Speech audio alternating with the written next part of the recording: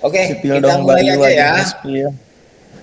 Yuk, yuk Pak, yuk. Bismillahirrahmanirrahim. Wassallallahu ala nabihi wa Gaspol. rasulihil karim. Assalamualaikum warahmatullahi wabarakatuh. Waalaikumsalam Waalaikumsalam warahmatullahi wabarakatuh. Waalaikumsalam warahmatullahi wabarakatuh. warahmatullahi wabarakatuh. Warahmatullahi wabarakatuh. Alhamdulillah kita Waalaikumsalam dapat Bapak. bertemu kembali dalam mata kuliah filsafat Islam walaupun melalui online. Mohon maaf tadi pagi dan siang saya tidak bisa hadir karena Oh ya, gak tadi apa-apa. itu ke Hasan Sadikin. Ya, baik. Kita lanjutkan pembahasan kita tentang filsafat Islam. Kemarin saya sudah berjanji bahwa kita akan membahas tentang kenabian. Yang pertama, pertanyaannya adalah kenapa mesti ada kenabian? Apakah tidak cukup manusia dengan akalnya? Bukankah dengan akalnya manusia bisa mengetahui baik dan buruk, benar dan salah, indah dan tidak indah, dan seterusnya? Tapi kenapa harus ada yang disebut dengan nabi? Pertanyaan ini memunculkan perdebatan di kalangan muslim, di kalangan para filosof muslim. Ada yang memandang bahwa kenabian itu tidak diperlukan karena manusia sudah dibekali dengan akal tadi. Yang kedua, dengan adanya akal itu, maka ada kesetaraan, ada kesederajatan antar sesama manusia. Sebaliknya, dengan adanya kenabian, apa yang terjadi? Kesederajatan itu akan hilang hanya karena satu orang yang menduduki posisi di atas manusia lainnya, dan ini bisa menggagalkan rasionalitas atau akal manusia. Nah, salah seorang filosof yang menolak kenabian itu adalah namanya Ar-Razi. Ar-Razi ini bukan berarti tidak muslim, tapi dia menolak itu. Nah, yang dia ahli dokter juga, ya. Di barat disebutnya dengan istilah razis. Nah, tapi di Islam Ar-Razi itu. Dia adalah pemimpin rumah sakit yang ada di salah satu kota di dunia Islam saat itu. Nah, dia berargumen seperti itu, bahwa kalau ada nabi, maka kebenaran-kebenaran rasional yang sudah disepakati manusia melalui ilmu itu bisa terbantahkan. Nah, makanya dia menolak adanya kenabian itu. Sebagai contoh, kalau ilmu pengetahuan membuktikan bahwa ada satu kebenaran yang dicapai oleh manusia melalui akalnya dan semuanya sepakat. Kalau ada pernyataan dari nabi, maka kebenaran tadi itu bisa batal. Contoh sederhana ya, Anda kemarin sudah pernah saya ceritakan belum? Ada salah satu hadis Nabi yang menyebutkan bahwa jika ada seekor anjing menjilat tempat makanan atau apa, maka harus dicuci 7 kali. Salah satunya dengan tanah. Itu hadis Nabi. Nah, dicuci sampai 7 kali itu menandakan bahwa liur anjing itu kotor, bahwa liur anjing itu najis dalam bahasa agama.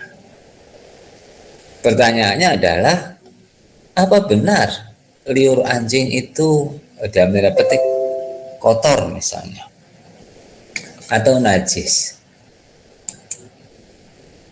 Dan kenapa liur anjing itu dikatakan najis atau kotor? Nah, ada banyak spekulasi kan. Sementara kalau kita lihat dokter-dokter hewan tuh menyatakan biasa aja gitu kan. Halo. Ya, Pak. Ya, Pak. Ya. Kenapa? Ya karena mereka dimandiin, kemudian sikat gigi, ya kan? Disampuin dan lain sebagainya, sehingga para dokter itu berkeyakinan bahwa liur anjing itu tidak najis. Dan saya kira dokter-dokter hewan itu sepakat begitu, gitu loh. Ini kan kebenaran ilmu menurut para dokter hewan. Tetapi kan kebenaran itu kalah dalam tanda petik dengan hadis tadi itu. Sehingga persis kata Ar-Razi,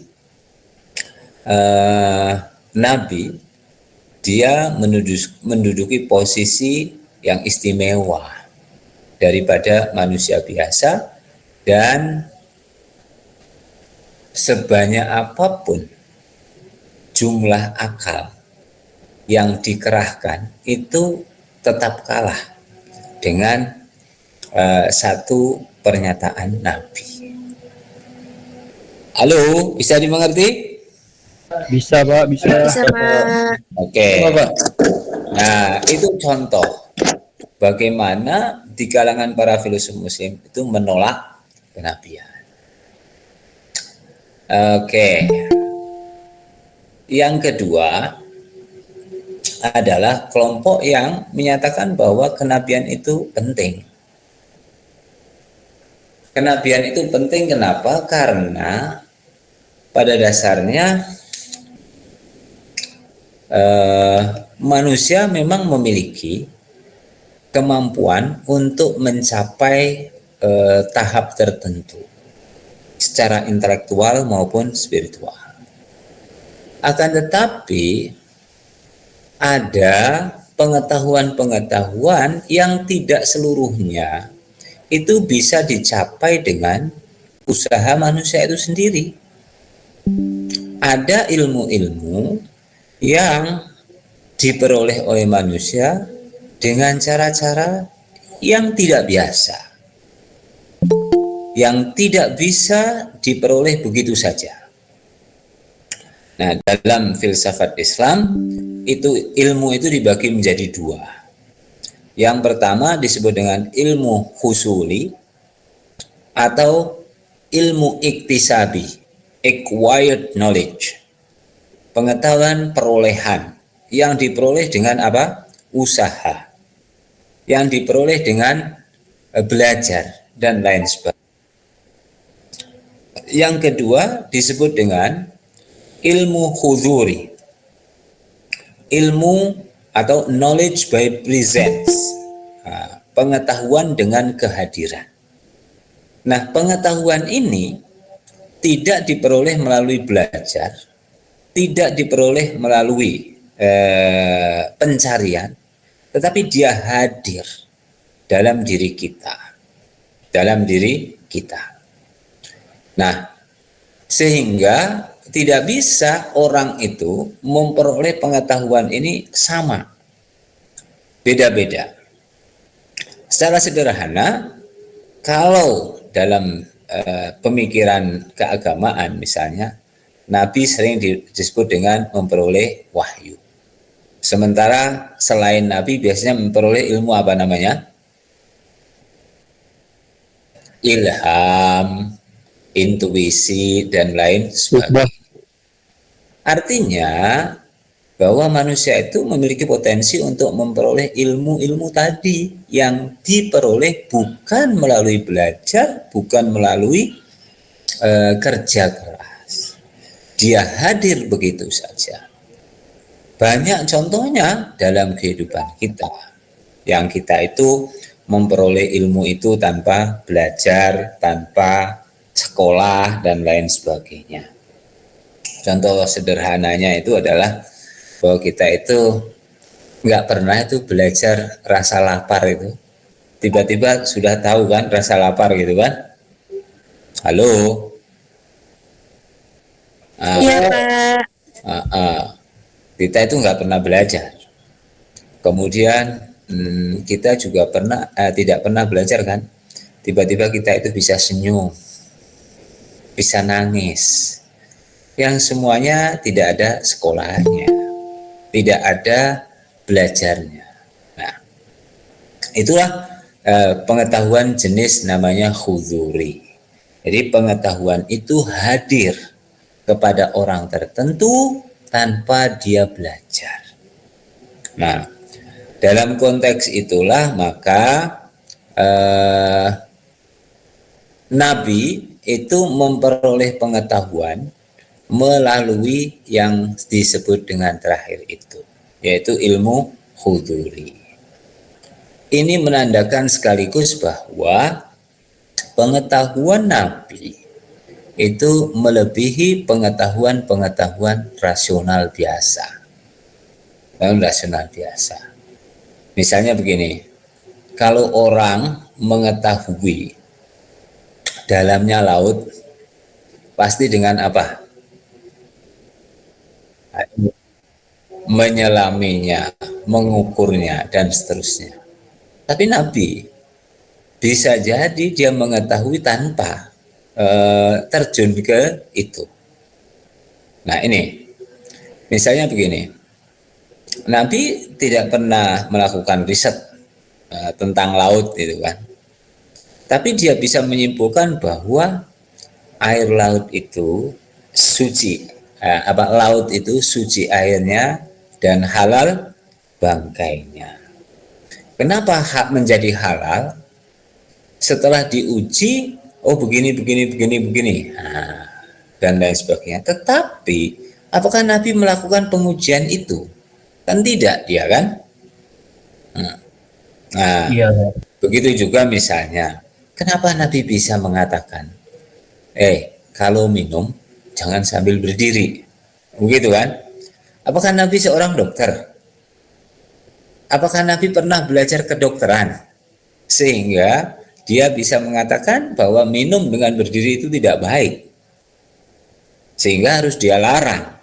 Nah, ternyata pengetahuan modern atau ilmu kedokteran modern menunjukkan bahwa sebaiknya minum itu tidak berdiri karena dia tidak akan melewati ginjal kita. Sebaliknya, kalau minum sambil berdiri, maka dia akan masuk ke ginjal kita. Jadi, inilah pengetahuan-pengetahuan yang diperoleh oleh Nabi bukan melalui kerja, bukan melalui belajar, tapi dia hadir ke dalam dirinya. Nah, sama seperti tadi itu. Apakah sebelumnya Nabi itu memelihara anjing gitu?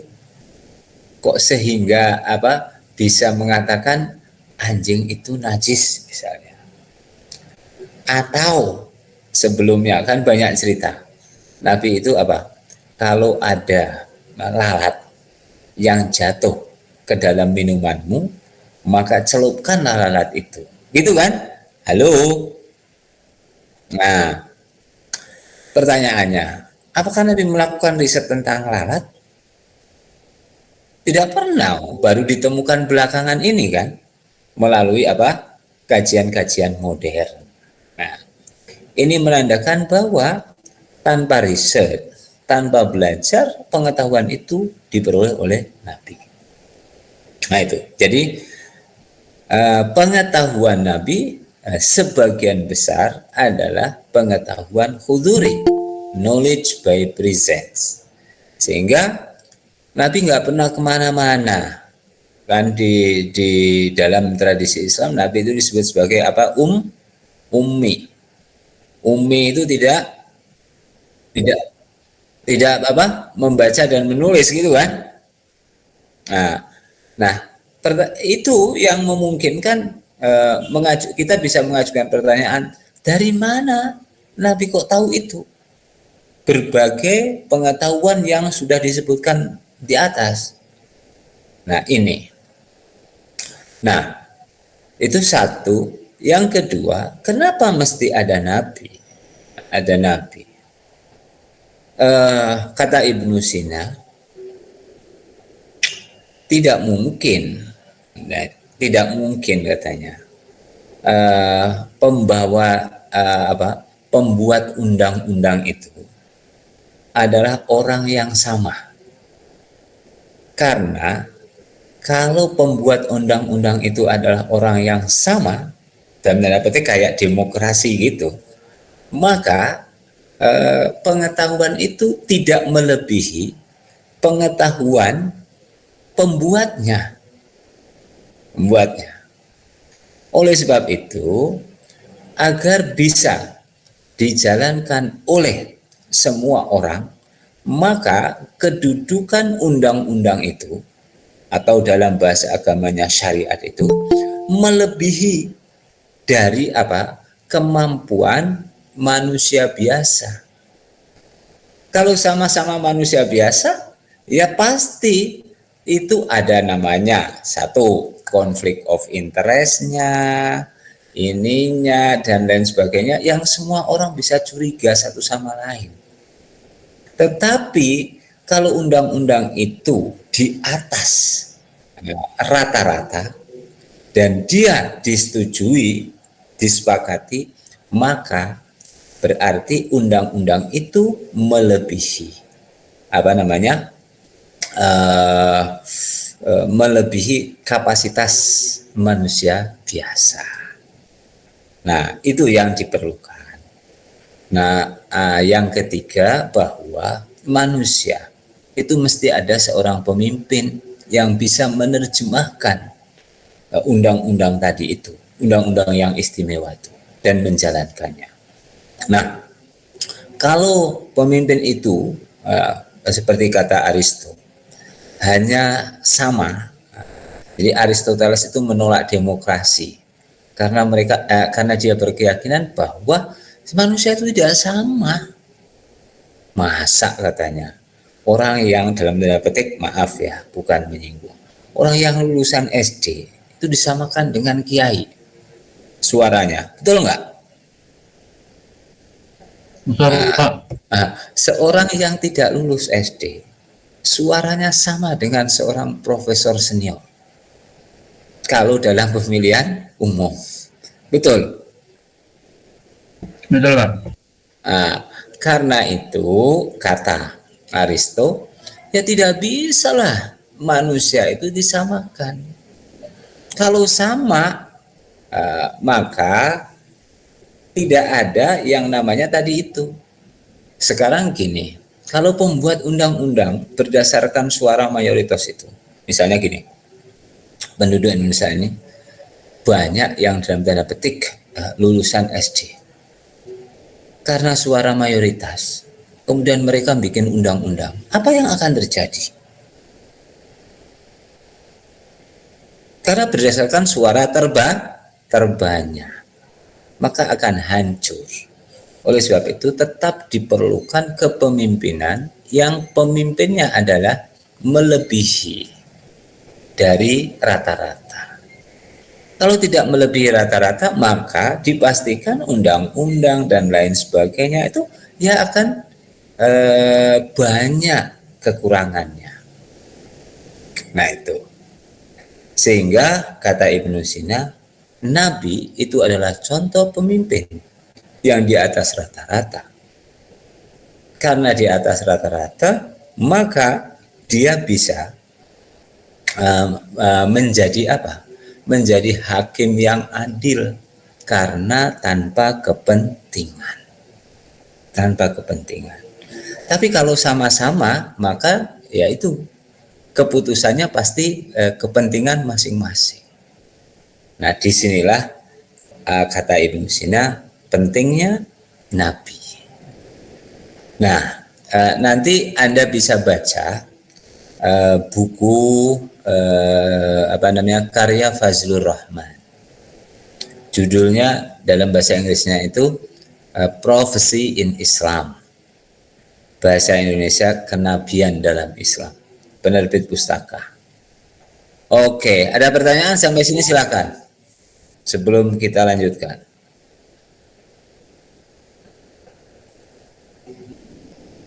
Halo. Halo Pak. Yo, ada pertanyaan silakan.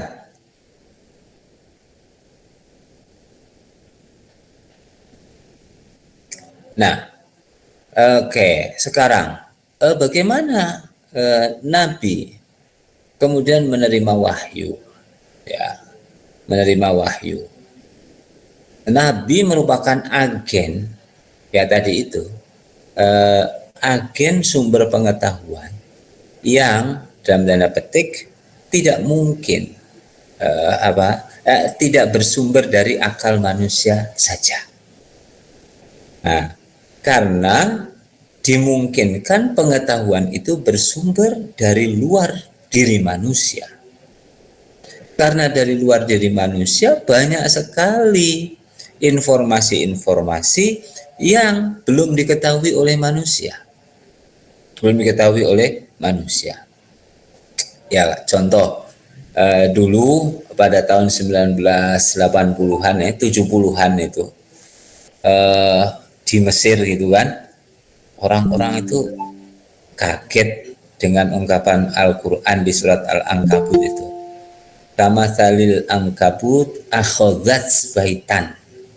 Ankabut itu dari struktur katanya bukan muannas itu katanya, mudzakkar. Tapi dilihat dari kata kerjanya, fiilnya, akhadzat berarti muannas. Nah, mereka penasaran. Maka ditelitilah laba-laba itu. Kesimpulannya, laba-laba itu tidak ada yang jantan. Yang ada adalah betina. Makanya menjadi mu'annas. Kamatsalil ankabut akhadzat baitan. Jadi itu. Halo. Iya Pak. Halo, Pak. Si Bapak kok halo wae. Contoh lain, banyak sekali informasi-informasi. Misalnya dalam ayat apa itu? Bahwa kalau orang naik ke ruang angkasa yang lebih tinggi itu, diumpamakan oleh Al-Quran itu dengan orang yang masuk Islam dengan orang yang menolak Islam. Digambarkan bahwa orang yang menolak Islam itu apa bahasanya? Ya so'adu fis sama. Bernafasnya itu terengah-engah karena meninggi. Jadi semakin tinggi itu semakin tidak ada udara, begitu kan? Ya so'adu fis sama. Nah, pertanyaannya loh, Nabi belum pernah melakukan riset. Kok bisa memberikan ungkapan-ungkapan yang oleh ilmu pengetahuan modern baru ditemukan. Nah, ini ilmu dari mana? Nah, itulah kenapa pentingnya kenabian, argumen pentingnya kenabian menurut Ibnu Sina. Jadi pengetahuan inilah yang kemudian dalam epistemologi Islam itu disebut dengan autoritatif, berdasarkan kewenangan Nabi. Sehingga karena Nabi adalah agen dari pengetahuan yang tidak bersumber pada manusia, maka pengetahuan tadi itu dalam Islam diakui kebenarannya. Meskipun Nabi sendiri belum pernah melakukan misalnya uji coba, bereksperimen, atau bahkan melakukan observasi, riset, dan lain sebagainya. Oke, silakan. Kalau ada pertanyaan.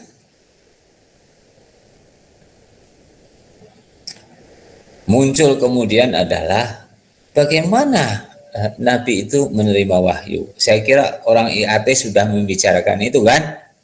Halo? Gimana caranya tuh? Nabi menerima wahyu itu dalam keadaan gimana?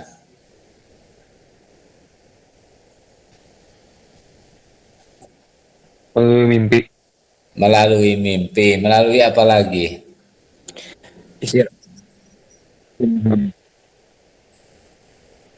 Ada suatu peristiwa. Terus ada apa lagi? Melalui ilham, Pak. Ya, ilham tadi ya. Terus apa lagi? Dalam 7 keadaan, Pak. Oke, nah makanya jadi pengetahuan-pengetahuan yang bersumber bukan dari dirinya inilah yang memposisikan bahwa Nabi dalam konteks tertentu tidak belajar, tapi pengetahuannya melebihi orang-orang yang belajar, termasuk para filosof. Nah, karena dalam konteks itulah Nabi ya mengungguli pengetahuan-pengetahuan yang diperoleh oleh manusia biasa, termasuk oleh para filosof. Dan Ibnu Sina mengakui itu, gitu ya. Oke, ada pertanyaan nggak nih? Kalau enggak kita cukupkan aja ya. Aman, Pak. Oke, kita lanjutkan. Mudah-mudahan hari Selasa depan bisa masuk pagi dan siang. Amin ya rabbal alamin. Siapa? Kalau nggak ada pertanyaan, kita tutup sampai di sini. Terima kasih. Assalamualaikum warahmatullahi wabarakatuh. Waalaikumsalam.